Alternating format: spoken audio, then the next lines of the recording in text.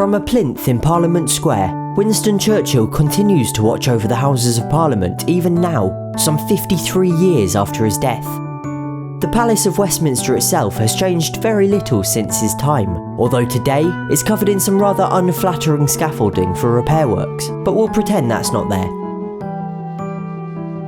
For today's letter, H, the Houses of Parliament, I want to talk about something that happened here during Churchill's time as Prime Minister.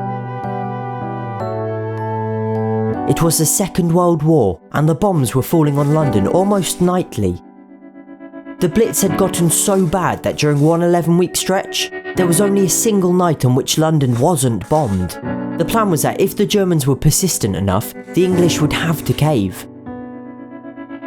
It's said that a third of London was destroyed over the campaign, including 1.2 million houses, and the bombing resulted in the deaths of 32,000 civilians across the country.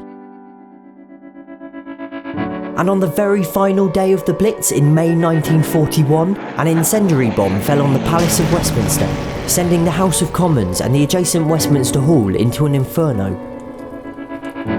The fire services were stretched thin. Each night they were needed all over the city at once, and it became clear that they could only save one of the two. And because of its historical value, they chose to focus their efforts on saving Westminster Hall, leaving the House of Commons to burn. The ceiling collapsed and the chamber was completely gutted by fire. But the part of this story that I really want to tell you about is the rebuilding. Each and every member of the Commonwealth came together to give us a gift to help reconstruct the chamber.